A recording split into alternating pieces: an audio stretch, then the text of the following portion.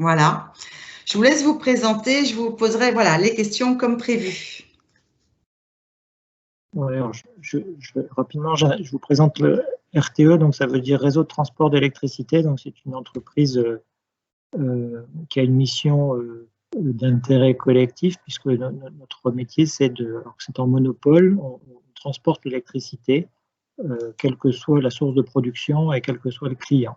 Donc c'est sur le réseau très haute tension, donc c'est des grandes lignes électriques que vous voyez parfois dans le paysage. Les infrastructures, c'est des postes électriques, des lignes électriques aériennes, souterraines. Et donc, pour faire tout ça, au niveau national, on est 8500, dont à peu près 900 dans le sud-ouest. Quand je dis le sud-ouest, c'est une région qui va de Montpellier à Limoges, Bordeaux. Voilà. Et donc, on a différents métiers qui sont représentés régionalement. Alors, moi, je suis basé à Toulouse et je m'occupe, dans une unité de 200 personnes, de faire de l'ingénierie. Donc, c'est plutôt des populations cadres, haute maîtrise, qui sont amenées à se déplacer sur l'ensemble du territoire que j'ai évoqué tout à l'heure, pour réaliser des projets de construction, de réhabilitation, de rénovation, et pour raccorder tous les clients qui le souhaitent sur notre réseau. Monsieur Sierra, vous voulez vous présenter peut-être un peu plus en détail? Exactement, donc je vais prendre la main également. Donc moi je suis Fabien Sierra, je suis basé à Bière, donc juste à côté de Pau. Je fais partie donc, de la même entreprise, RTE, mais je fais partie du groupe de maintenance Béarn. Donc ce groupe de maintenance Béarn, on a un territoire un petit peu plus restreint que celui de Frédéric. On est sur, on va dire, le sud du bassin d'Arcachon jusqu'à Saint-Giron dans l'Ariège, donc le triangle de l'extrême sud-ouest. Donc au GMR Béarn, on est une centaine de salariés, répartis sur plusieurs équipes. Et moi, je fais partie, donc je suis le manager de l'équipe entretien ligne aérienne. Donc c'est une équipe de 21 salariés. Alors on est sur de la population issue, on va dire filière bac pro plutôt, et qui est en charge de l'entretien de toutes les lignes électriques aériennes. Voilà pour la présentation.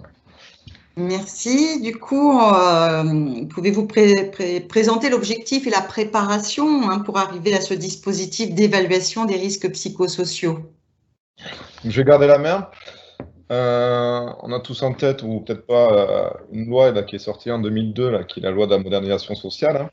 Donc c'est dans ce cadre-là que RTE a fait le choix aussi de s'inscrire dans cette démarche de prévention des RPS.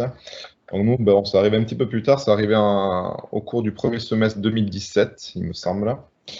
Et dans ce titre-là, on a commencé à vouloir mener des évaluations dans les collectifs afin d'avoir cette perception et cette cartographie des risques psychosociaux au sein de nos collectifs. Donc on s'est organisé en équipe pluridisciplinaire, que savoir des médecins de travail et des infirmiers qui font partie de l'entreprise RTE, des préventeurs en santé et sécurité au travail, des correspondants de qualité de vie au travail, des managers et des représentants du personnel. Donc tout ça, des personnes qui ont été volontaires pour mener ces évaluations et cette démarche-là de prévention des risques psychosociaux. Une équipe qui est animée par la correspondante qualité de vie au travail à la maille régionale, donc qui est basée à Toulouse. Et ensuite, donc une fois cette équipe pluridisciplinaire organisée, on a réalisé une formation de 1 jour, voire 2 jours là pour certains, sur le déploiement de la méthode d'évaluation des risques psychosociaux sous la forme INRS, donc la préconisation qui nous a été faite. Donc ce groupe de pilotage régional, il a plusieurs missions, à savoir, dans un premier temps, identifier les collectifs qu'on va souhaiter évaluer, et également faire des préconisations et des préconisations d'action sur les bilans et sur les évaluations qui sont faites pour justement faire en sorte de résorber les différents facteurs de risque et facteurs de santé qui ont été exposés lors de ces évaluations. D'accord. Et est-ce que vous pouvez nous décrire donc comment l'évaluation s'est passée? Comment Oui. vous êtes organisé? Comment ça s'est passé? Bon, alors je ne sais pas si ça vaut le coup de présenter un petit peu les RPS. Bon, je pense que tout le monde a lancé cette démarche-là. Donc, ce qu'on cherche à voir forcément, ben, c'est des signes tels que le stress, comme l'épuisement professionnel, le burn-out, les différentes formes de violence et de harcèlement. Voilà, donc tout ce qui peut rentrer dans le scope, on va dire, des RPS. Au niveau de la méthode retenue, donc forcément, c'est la méthode INRS. Là aussi, je ne sais pas si tout le monde connaît cette méthode-là, hein. En gros, c'est une méthode qui recense 7 thèmes généraux, hein. L'intensité au travail, le temps de travail, les exigences émotionnelles, l'autonomie, la qualité des rapports sociaux au travail, les conflits de valeurs et l'insécurité de la situation de travail. Donc ça, c'est les 7 thèmes qui sont issus de la trame INRS. Et pour ces 7 thèmes, on va retrouver une série de questions, hein. Donc au total, ça fait 26 questions là, pour les 7 thèmes, hein. Et toutes ces questions, ben, on va retrouver, je sais pas moi, l'exemple de questions, ça va être est-ce que les objectifs des salariés sont clairement définis? Donc ça fait écho avec l'intensité au travail. Donc des questions un petit peu récurrentes donc, sur chaque thème, hein. Et tout cela va se traduire par une grille qui va être renseignée par l'équipe pluridisciplinaire. Donc, concrètement, nous, comment on mène les évaluations? Forcément, ce n'est pas l'intégralité de l'équipe pluridisciplinaire qui va mener cette évaluation, hein. C'est un collectif de 1 ou 2 personnes, hein. Bon, en général, c'est deux personnes qui sont membres de cette équipe qui vont aller voir le collectif en question pour faire cette évaluation et mener cette grille d'évaluation. Alors, ce qui est un petit peu charismatique aux côtés du GMR Béarn, là, ce qu'on a mis en place au niveau des collectifs, on n'a pas voulu faire un collectif par équipe hiérarchique. Je prends l'exemple là de l'équipe ligne. La facilité, c'était d'aller voir tout le collectif de l'équipe ligne, donc les 21 salariés, et de mener cette évaluation de manière collective.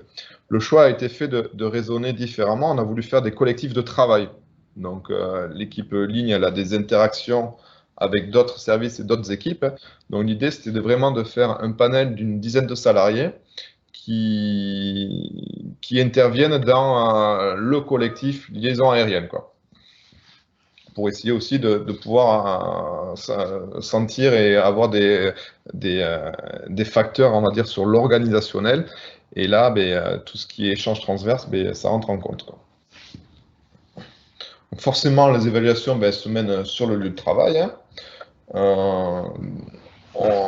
Ce qu'on essaye de privilégier là, quand on est évaluateur, c'est vraiment d'aller chercher la parole des salariés, hein. Donc, c'est vraiment de prendre le temps que chacun puisse s'exprimer, que chacun puisse exposer et argumenter ce qu'il a pu, ce qui lui est sensible là, en fonction des thèmes qui sont posés, hein.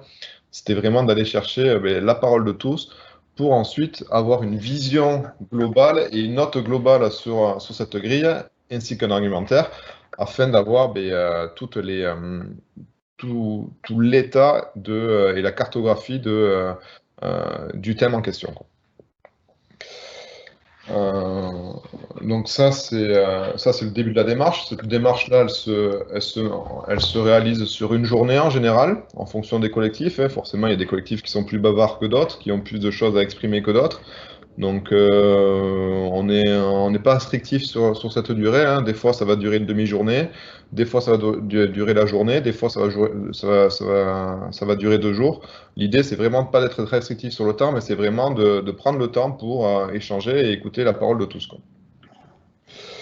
À l'issue de cette journée ou de ces 2 jours d'évaluation, côté Béarn, ce qu'on va retenir, c'est qu'on va avoir une synthèse qualitative, hein, qui se compose de deux documents. Le premier document, qui est ni plus ni moins qu'un fichier Excel, qui retranscrit tout simplement l'expression de tous. Sur les 26 questions qui sont posées, on va donner une note collective ainsi qu'un argumentaire. Donc tout ça, c'est retranscrit mot pour mot dans un fichier Excel. Et à la suite de ça, donc l'équipe pluridisciplinaire, donc là, on fait appel à nos copains évaluateurs qui vont aussi réfléchir en même temps que nous sur ce qui sort de cette grille.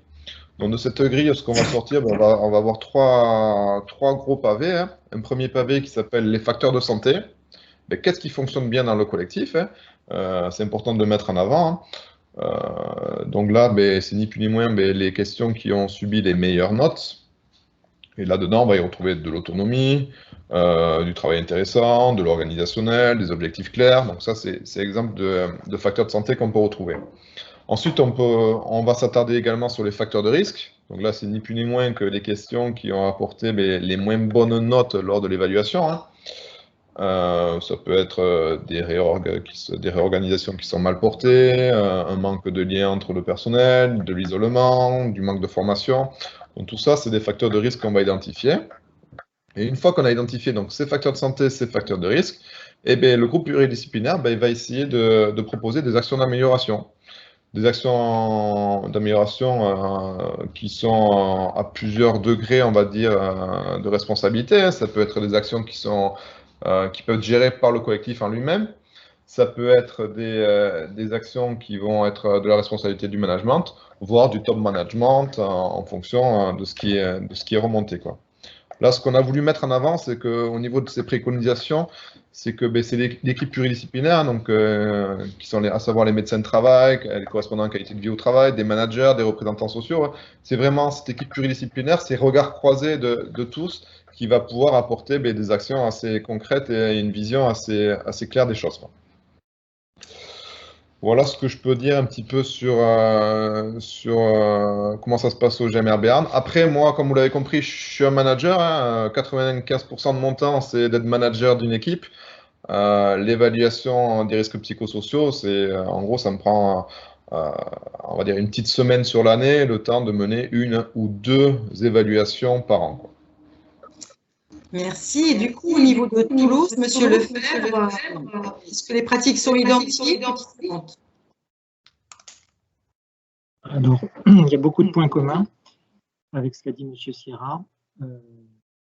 Nous avons fait le choix également de ne pas faire des évaluations dans les collectifs hiérarchiques et de façon à ce que les managers des collectifs concernés, que ça ne se transforme pas en mon chef est bien, mon chef est pas bien. Donc on a la chance d'avoir 200 personnes, je l'ai dit, qui sont sur une dizaine de types d'emplois répartis dans 11 services. Et donc en fait, on a fait le choix de faire l'évaluation par typologie d'emploi. Donc on a démarré la démarche fin 2017, elle s'est achevée mi-2019. Donc c'est quelque chose, c'est une démarche de longue haleine. Même chose, on a formé nos évaluateurs.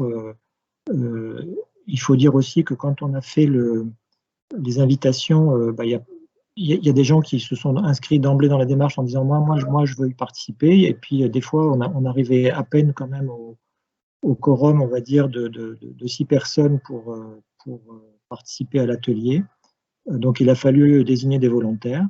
Et globalement, tous ceux qui ont participé n'ont jamais regretté d'avoir passé 3 ou 4 heures sur l'évaluation. Certains sont venus un peu à reculons, mais ils sont tous repartis satisfaits de la contribution qu'ils avaient pu apporter. Donc ça, c'est important.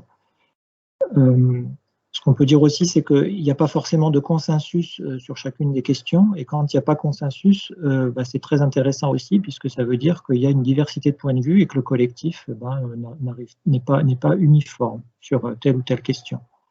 Et donc, il n'y a pas non plus ensuite entre les collectifs d'interclassement. Ce qui est intéressant, c'est quand on est au niveau de la direction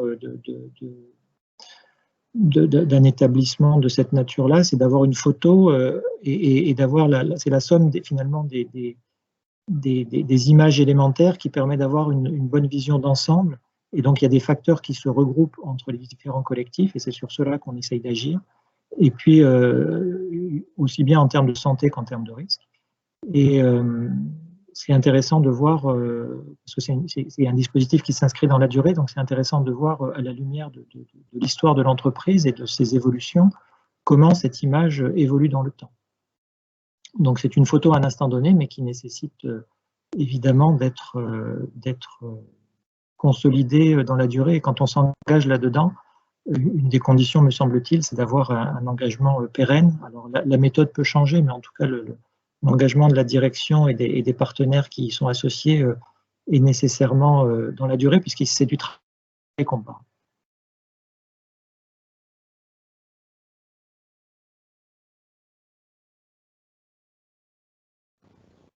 Sandrine, je crois que ton micro est coupé. Ouais. Effectivement. Pour respecter la question du temps, qu'apporte ce dispositif, cette politique de prévention aujourd'hui, selon vous, Monsieur Lefebvre et Monsieur Sierra? Est-ce que vous pouvez nous dire aujourd'hui? Déjà, je dirais que cette démarche nous permet de partager un vocabulaire commun, parce que derrière les RPS, il y avait beaucoup d'interprétations différentes, suivant les populations, suivant les fonctions, suivant les histoires des uns et des autres. Donc ça nous permet déjà de rationaliser et d'utiliser tous les mêmes termes pour arriver à mieux se comprendre. Ensuite, ça a été la réponse à une attente du corps social qui était présente depuis très longtemps, puisqu'on est dans une entreprise industrielle avec des risques pour la santé, enfin, le risque électrique qui est prégnant dans notre activité, et puis il y en a aussi beaucoup d'autres. Donc c'était vraiment souvent de ça quand on parlait de prévention. Mais quand on regarde aujourd'hui finalement l'absentéisme, de quoi est-il fait? Il est fait beaucoup éventuellement d'arrêt de travail liés à des raisons personnelles, des raisons de santé, de la dépression, des troubles musculo-squelettiques. Et donc l'accident, le flash électrique, finalement, il est heureusement exceptionnel. Et quand on parle de santé au travail, eh bien, il était temps que l'entreprise investigue ce champ un petit peu mystérieux pour les ingénieurs et techniciens que nous sommes, et qui n'avons pas du tout été formés a priori comme ça au rapport humain ou à la dimension collective humaine du travail. C'est un changement de culture de la sécurité vers la santé au travail. Voilà, absolument. Donc c'est quelque chose qui est complètement cohérent avec la volonté de promouvoir la santé et quelque part, je n'aime pas tellement ce mot-là d'habitude, mais là j'y crois vraiment, c'est une démarche gagnant-gagnant dans le sens où l'entreprise y gagne en productivité puisque ça fait baisser l'absentéisme, la motivation des salariés est plus présente et les salariés, moi j'ai la faiblesse de penser qu'ils ils ont l'occasion par là de s'épanouir davantage, on leur donne une occasion de contribuer pour parler de leur quotidien et quelque part ils font confiance aussi à ceux qui les écoutent pour trouver des solutions et eux-mêmes en proposent. Donc on ne dit pas oui à tout évidemment, mais on est bien sûr, on parle du travail, de ce qui nous réunit, parce que finalement une entreprise elle est là pour réaliser un travail et ça remet le travail au cœur des discussions. Est-ce que Monsieur Sierra, vous voulez ajouter quelque chose pour conclure également? Oui, je veux bien un petit peu compléter là, ce que vient de dire Frédéric. Ce que j'aime bien moi aussi, c'est parler de dynamisme collectif là, au niveau du travail.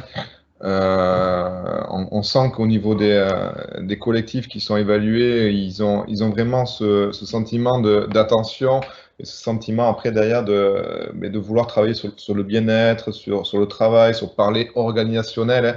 Donc c'est vraiment, là on ne s'arrête pas du tout à l'échange qu'il peut y avoir autour de la machine à café. On est vraiment, on va dans le fond et on s'attarde justement pour traiter ces sujets-là, quoi. Autre particularité qu'on a mis en place également, c'est que côté maintenance, on a un turnover assez élevé des managers, on va dire entre 3 et 5 ans. Hein. Donc, ce qui est intéressant également, c'est de faire ces évaluations lorsqu'il y a un nouveau manager qui est au sein du collectif, clairement, parce que cela, ça lui donne aussi une pseudo-feuille de route pour pouvoir travailler au niveau de ce collectif. Pour les années à venir et essayer de faire en sorte que justement toutes ces questions qui sont abordées dans ces évaluations soient bien prises en compte et ça lui donne un petit cap aussi en termes de management pour travailler là-dessus, quoi. Parce que bien souvent on est dans l'organisationnel et le manager a sa part à donner là-dedans. Merci beaucoup, merci pour vos présentations. On va du coup proposer voilà, aux participants de poser leurs questions. Alors, il y avait une première question pour l'outil faite par écrit sur le support utilisé. J'ai répondu, mais peut-être partiellement. J'ai retenu que vous aviez utilisé les facteurs GOLAC avec une fiche Excel. Pour moi, cela fait référence dans le cadre de l'Institut INRS aux documents DU et RPS, sur documents uniques et RPS. Et maintenant, on a mis d'ailleurs une fiche Excel sur le site INRS. Est-ce que c'est bien cela, Monsieur Lefebvre ou Monsieur Sierra? Oui, tout à fait, c'est bien cela. Nous, on l'a retranscrit sur un fichier Excel parce que forcément, c'est beaucoup plus simple pour retranscrire après tout ce qui est tous les verbatismes. Mais clairement, oui, on est vraiment là-dedans. Oui. Parce qu'il existe effectivement pour les entreprises de moins de 50 salariés qui reprend ces facteurs de risques psychosociaux qu'on appelle les facteurs GOLAC. C'était un rapport qui avait été remis avec M. Sarkozy à cette époque-là. Et du coup, effectivement, il existe ce support pour les entreprises de moins de 50 salariés, voilà, qui est plus facile, plus adapté, si on peut dire. Oui, c'est une garantie de méthode que ce document apporte. Quelque part, ça rassure beaucoup quand les acteurs découvrent un peu ce domaine-là. On fait confiance aux experts et quelque part, on est sûr, si on suit le guide, de ne pas se fourvoyer. Pour une première mise en route, c'est probablement indispensable de suivre cette méthode. Après, ce que je peux amener comme témoignage, c'est que nous en sommes, donc je vous l'ai dit, on a commencé en 2017, on avait déjà une histoire précédente 2017 avec des groupes pluridisciplinaires qui existaient déjà. On a un groupe en dehors de l'évaluation des RPS qui fonctionne et que j'anime depuis maintenant 7 ans. Alors, ce n'est pas toujours les mêmes personnes, ça tourne en termes de participation. Il y a des managers, il y a le médecin du travail, il y a le correspondant QVT, il y a tous les volontaires du centre qui veulent bien y participer, qui donnent un éclairage finalement. Toutes les transformations que nous vivons, les évolutions d'outils, les évolutions d'organisation, etc., sont quelque part amenées dans ce groupe-là et on en parle. Donc, il n'y a pas de produit de sortie forcément attendu immédiatement, mais ça alimente et ça met en relief. C'est une façon nouvelle de challenger aussi ce qui se passe dans l'organisation. Et ça nous permet d'être beaucoup plus dans la prévention primaire que dans le traitement soit des phases aiguës de crise, soit on est même au-delà du renforcement de la capacité du collectif à faire face aux perturbations qui vont arriver. On est vraiment dans la façon de travailler. Donc tout est RPS en permanence. Et l'ensemble du collectif de direction, c'est un sujet qu'il a en arrière-plan en permanence. On n'en fait pas des tonnes sur ce sujet-là spécifiquement, mais c'est une composante indispensable pour bien travailler. Merci. Du coup, pour pouvoir lancer le débat, j'invite tout le monde à rallumer son micro pour ceux qui le souhaitent. Et puis, pour lancer ce débat, moi, j'aurais une première question peut-être à vous poser, des questions que se posent nos interlocuteurs qui sont présents ce soir, aujourd'hui, je veux dire. Quelle communication vous avez pu mettre en place, parce que les RPS, c'est souvent un sujet tabou. Quelle communication vous avez pu mettre en place pour les salariés pour leur parler de RPS? Quel retour vous avez eu de leur part et quel impact vous avez eu sur la performance au travail? Je vais me lancer. Le groupe RTE, c'est quand même un groupe assez dimensionnant qui est présent nationalement. On est 8500 salariés en tout. Donc forcément, on a des équipes de communication, des équipes de préventeurs en santé, sécurité au travail, dans la qualité de vie au travail. Donc il y a plusieurs supports qui émanent de ces services-là nationaux, j'ai envie de dire. On va retrouver de la communication sur des intranets, on va retrouver de la communication par du mailing, on va retrouver des petits guides aussi sur qu'est-ce que les RPS, sur l'explication des RPS. On retrouve également de la formation au niveau du management pour parler de ces situations-là et pour démystifier un peu ce qui se cache derrière les RPS. on a des groupes pluridisciplinaires. Donc voilà, il y a tout plein de petites briques là qui s'entremêlent les unes avec les autres, qui ensuite redescendent à la main de chaque salarié de l'entreprise. Hein. Du coup, voilà, plusieurs formats qui arrivent, hein, donc du mailing, des petits guides, des communications internes. Donc voilà, c'est au travers de cela que les RPS sont portés auprès de chaque salarié. Hein. Mais clairement, là, le meilleur allié là-dessus, c'est vraiment le manager, hein, au travers de ces réunions d'équipe, de ces échanges qu'il peut avoir, informels ou formels, qui va faire passer ces messages-là au sein des salariés, quoi. Oui, cette communication, effectivement, elle s'incarne et c'est le manager qui en parle dans les réunions d'équipe, donc les groupes de spécialistes sur lesquels on s'appuie amènent des éléments, mais quelque part, celui qui l'explique au quotidien, c'est bien le management de proximité et qui doit du coup, pour être crédible, l'incarner jusqu'au bout et donc être cohérent avec. Donc il annonce la démarche, mais quelque part aussi il est du coup impliqué dans le fait qu'elle se déroule entre guillemets loyalement et qu'on en tirera des conséquences et qu'il les vivra et qu'il sera encore là pour le suivre au quotidien. Donc quelque part, il est un rouage et un levier essentiel dans la mise en œuvre. Et pour ajouter la fin de la question là, sur les bénéfices qu'on peut en tirer derrière, bien souvent on était sur des constats d'échecs, des constats qui pouvaient être émanés lors de certains débats là, sur des situations d'organisation ou de matériel ou quoi que ce soit. Hein. Là, ce qu'on voit aujourd'hui, on est dans les propositions. C'est les salariés qui arrivent à faire des propositions sur comment améliorer leur qualité de vie au travail, mais aussi comment améliorer la partie organisationnelle et les différents facteurs qui peuvent influencer justement sur les RPS. Quoi. On est passé dans ce cap-là. Et c'est quelque chose qu'on essaye de favoriser. Quoi. C'est vraiment l'expression des uns et des autres pour passer du constat à l'action, quoi, tout simplement. Merci pour vos réponses. Est-ce qu'il y a d'autres questions?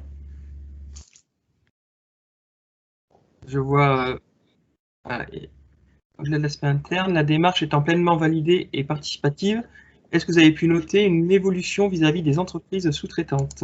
Amélioration des échanges, critères de choix lors des appels d'offres? Alors effectivement, c'est même par là qu'on était rentré un peu dans le sujet avant même que l'entreprise RTE choisisse de se lancer dans cette démarche-là, puisque nous avons beaucoup de managers de projet dans l'entité dans laquelle je travaille, environ une cinquantaine, qui sont en interface permanente avec des sous-traitants. Puisque nous-mêmes ne réalisons pas la plupart de nos travaux, on achète à des entreprises de génie civil, à des entreprises d'ingénierie.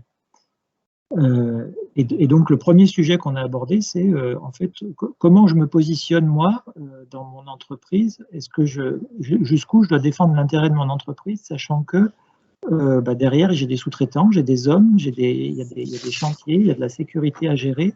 Donc voilà. Et donc on a la chance de travailler dans une entreprise qui est, on va dire, socialement et éthiquement responsable. Donc cette dimension-là est parfaitement reconnue et du coup, elle a pu être débattue, exposée, et on accepte qu'un salarié vienne voir son chef en disant « là, je suis à la limite, qu'est-ce que tu en penses ?» Donc le sujet est mis sur la table. Et l'essentiel est dans la discussion, en fait. C'est qu'on ne se sente pas, et il n'y a pas forcément une réponse unique aux différents cas qui se présentent. Et donc, évidemment, on est dans une démarche de sous-traitance responsable. Donc, à la fois, on est exigeant vis-à-vis de nos sous-traitants, mais en même temps, on les accompagne. Et je dirais que alors, on n'est pas dans un monde du bisounours, hein, entre guillemets, il y en a qui comprennent que, malgré tout, la sanction et la pénalité. Mais on n'aborde pas les difficultés dans cet ordre-là. Et aujourd'hui, voilà, on n'est pas forcément allé au bout de tout ce qu'on voulait, parce que on n'est pas, le maître d'ouvrage a beaucoup de responsabilités, mais ce n'est pas lui qui est on ne peut pas se substituer à l'autorité du management du prestataire. Néanmoins, effectivement, on essaye d'aller dans une démarche de part de marché alliée aux résultats santé-sécurité de nos prestataires. C'est-à-dire plus le prestataire aura des bons résultats, et plus il pourra prétendre avoir des parts de marché intéressantes lorsqu'on est sur des phases à tiroir. Ça fait partie de cet équilibre qu'on essaye de trouver dans la relation donneur d'ordre prestataire. Merci beaucoup. Est-ce qu'il y a d'autres questions? Vous pouvez aussi ouvrir vos micros hein, pour les poser directement, vos questions sur la démarche. On a M. Chastanier qui écrit. Merci beaucoup pour cet éclairage. Oui, j'ai une question, Cyril Lemond, la CACG. Donc votre démarche, elle est quand même assez aboutie maintenant, vous n'en êtes plus au départ par rapport à nous. Je voudrais savoir si vous avez eu des difficultés, c'est-à-dire des réticences sur ce sujet, au niveau soit des managers qui disent que ça ne sert à rien, ou soit des salariés qui disent que ça servira à rien. Voilà, vous avez peut-être eu ça? Oui, absolument. Oui, comment ça a été géré alors? Absolument. Alors, côté managérial, ce qui nous a aidé déjà, c'est que le directeur y a cru rapidement. Donc ça, c'est aidant. Et les managers, ce qui a aidé aussi, c'est qu'on a parlé de leur RPS à eux aussi. C'est-à-dire qu'on a un collectif qui était le comité de direction du centre. Et on a joué la démarche pour eux aussi. Et aussi honnêtement que c'était possible. Après, des salariés, il y en a toujours qui n'y croient pas. Et donc c'est pour ça que c'est pas un sujet forcément permanent pour l'ensemble des salariés. Cette démarche, elle repose sur un engagement dans la durée avec ceux qui veulent bien. Et quelque part, après, quand on en voit les résultats, c'est un peu ça qui donne envie aux autres de s'y intéresser. Après, je vais rajouter quelque chose également. C'est le fait qu'on ait une méthode aussi qui est externe à l'entreprise, quoi. Là, on est sur une méthode INRS. Donc de suite, ça rassure aussi les salariés, quoi. C'est pas quelque chose qui émane du management, c'est pas quelque chose qui pourrait être interprété comme guidé ou comme orienté. Là, on est vraiment sur une démarche qui a été mise en place par l'INRS. Donc du coup, de suite, ça fait un petit peu plus sens auprès des salariés. Ça nous aide également à pouvoir les convaincre de mener ces évaluations, quoi. Après, on part du principe que quand on veut faire des évaluations, on prend un panel de salariés qui est volontaire et qui souhaite justement se livrer, quoi. Je vais prolonger un petit peu aujourd'hui, là où nous en sommes, c'est qu'on a beaucoup investigué en fait la relation entre le salarié et son management direct. Et il y a un domaine sur lequel on n'a pas trop encore eu l'occasion d'aller, c'était les relations entre salariés, puisque là, le management n'est pas forcément présent. Et donc ça, c'est l'étape vers laquelle on souhaite aller maintenant. On travaille beaucoup en équipe projet dans mon métier. Et cette équipe projet, donc le management, il est là pour réguler le volume d'activité, pour fixer les objectifs, pour gérer les interfaces, donner les moyens, etc. Mais la relation au quotidien, elle ne se fait pas avec le management. Le travail se fait en équipe projet. Et donc, c'est dans ces équipes-là qu'on voudrait maintenant traduire finalement, permettre la liberté d'expression sur les RPS. Et donc, la prochaine phase d'évaluation, les RPS que l'on lancera, on a l'ambition qu'elles soient non plus dans le collectif service ou par typologie de fonction, mais au sein même de l'équipe projet dans l'acte de travail lui-même. Donc il faut qu'on trouve comment faire, mais en tout cas, voilà, c'est l'ambition qu'on a et c'est bien quelque chose qui est partagé comme intérêt et comme ambition dans la démarche avec les parties prenantes, médecine du travail, correspondants QVT, salariés, représentants du personnel, etc. Ce qui est également intéressant de mener, là, donc j'ai parlé de 7 thèmes là, qui émanaient là, du guide INRS, où on retrouvait l'autonomie, les conflits de valeurs, les qualités des rapports sociaux, tout cela. Ce qui est important aussi, c'est de mener des campagnes de prévention mais sur chacun de ces thèmes-là également, pour après qu'on puisse faire écho à chaque fois avec ces thèmes-là et ramener ça aussi sous l'angle RPS, quoi. Oui, c'est important de le rappeler, qu'on ne soit pas que sur de l'évaluation, mais qu'il y ait aussi des actions, en fait, qu'il y ait des va-et-vient entre les deux dispositifs, finalement. Oui, on parle vraiment du consulat qu'il faut vraiment tout plein de petits dispositifs, justement, qui vont traiter un même sujet commun, mais voilà, on l'attaque de plusieurs angles différents pour essayer de fédérer, de faire sens, quoi. C'est très important, c'est bien le sens que doit donner le management dans les actions au quotidien. Quand on donne une orientation, qu'on présente quelque chose, c'est de faire le lien avec ce qui a été vu en amont et de pourquoi c'est comme ça et comment on a pris en compte finalement l'analyse de la photo que les salariés ont bien voulu nous renvoyer la fois d'avant. Et quelquefois, on leur dit, ben voilà, on essaye ça, on ajuste et on a été... très, enfin, je ne vais pas dire surpris, mais on a constaté une grande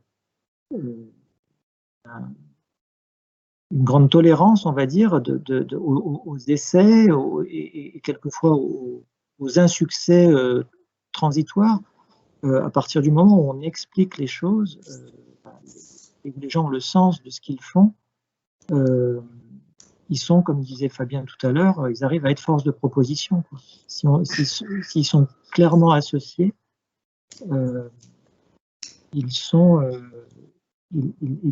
arrivent à prendre en main ce sujet-là et on se félicite plutôt de leur faire confiance. Après, quand on mène ça, on n'est pas on cherche pas l'adhésion, on cherche vraiment l'engagement, quoi. Il peut y avoir des gens qui sont réticents à cette démarche-là, ils adhèrent pas. Mais en tout cas, ce qu'on cherche aussi à voir, c'est pas leur adhésion, mais c'est vraiment leur engagement. Ok, j'adhère pas au truc, mais je vais quand même essayer de faire valoir ma voix, quoi. On est vraiment dans chercher l'engagement, quoi. On va prendre une dernière question avant de conclure. Pourriez-vous donner et partager des expériences, des thématiques portées par les campagnes de prévention?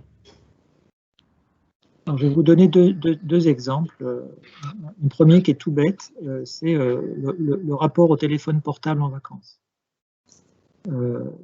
Quelle est la règle?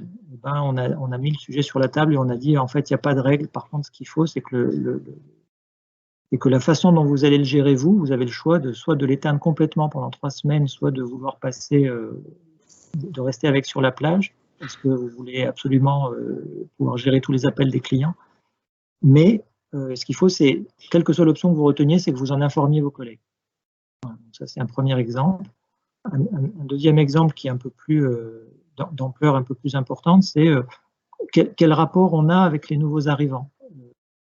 On s'est rendu compte que les nouveaux arrivants, ils reproduisaient très vite les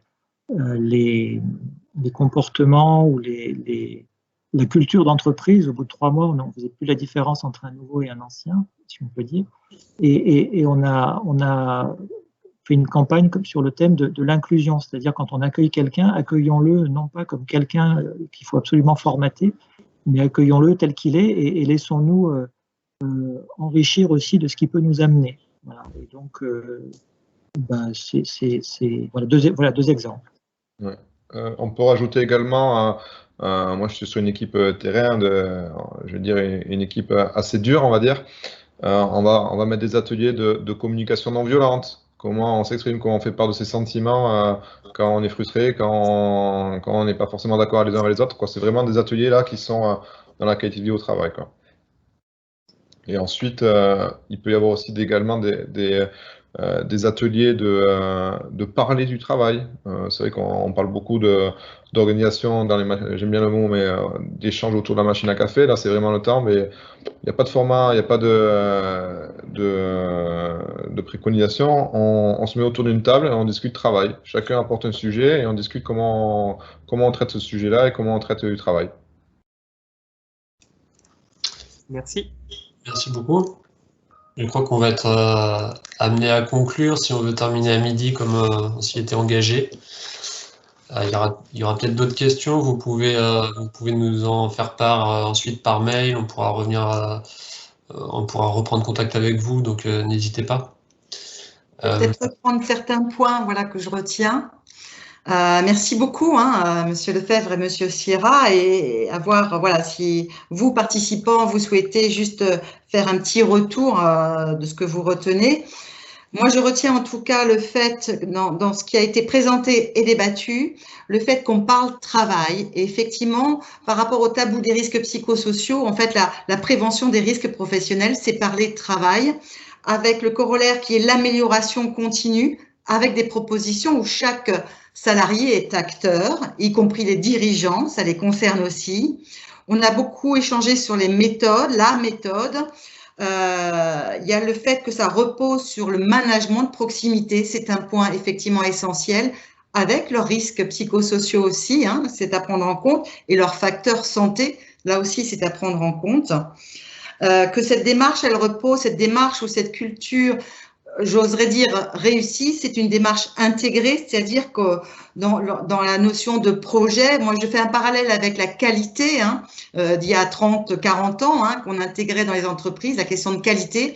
Là, la question de prévention des risques psychosociaux, c'est l'idée que ce soit intégré dans le fonctionnement de l'entreprise et que ça puisse être discuté, pris en compte, je le vois dans d'autres secteurs aussi, et que ça repose aussi, cette démarche, sur ceux qui veulent bien. Effectivement, c'est pas du 100% de gens motivés, mais vous disiez engagés, et qu'effectivement, le démarrage souvent repose sur un certain nombre de personnes. Voilà ce que je retiens. Quelques réflexions possibles pour le mot de la fin de chacun, si vous le souhaitez. Ce qui est sûr de rappeler, c'est que c'est vraiment un échange constant entre l'action d'évaluation et des actions concrètes par facteur de risque, justement, pour montrer qu'il y a des choses qui évoluent. La prochaine fois, vous verrez, on a un autre rendez-vous au mois de mai, et ce sera Mélina Mignard qui viendra présenter ce qu'ils ont pu faire chez SEB, notamment sur tout le dispositif harcèlement et les violences au travail. Voilà, je trouve que cet échange aujourd'hui a pu, en tout cas, poser un cadre sur l'évaluation, de pouvoir parler des outils. Et je voudrais vraiment remercier Monsieur Lefebvre et Monsieur Sierra d'avoir pu partager ça avec toutes les entreprises qui sont là présentes aujourd'hui. Oui, merci à eux, parce que c'est vrai que c'est exactement ce qu'on voulait, c'est faire parler vraiment les entreprises de ces démarches-là. Parce que souvent, c'est des professionnels de la prévention, des psychologues du travail qui en parlent, mais ce qui est intéressant, je pense, pour vous, c'est d'entendre des entreprises qui l'ont fait et pour qui ça marche, d'en parler. Et ça, c'est important. L'idée, c'est que ça vous incite aussi, vous, à y aller, forcément, et que ça vous permette aussi d'éviter les erreurs que certains ont fait, d'améliorer vos démarches, quoi. On vous enverra, bien sûr, le petit diaporama. On vous enverra des liens dans le diaporama sur les différents outils. Alors, je vous passe la dernière diapositive quand même. En tout cas, il y en a qui remercient de ce partage par écrit. Je vois. Si vous le voyez sur vos ordinateurs, pour cet éclairage, pour ce partage d'expérience, du partage, effectivement, très, très intéressant. Et ce bel échange.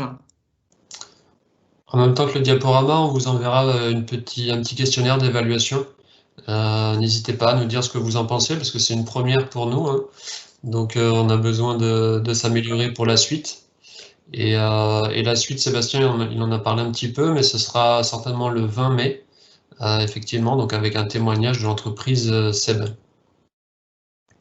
Donc on vous en reparlera d'ici là, mais vous pouvez déjà marquer ça dans votre agenda si ça vous intéresse.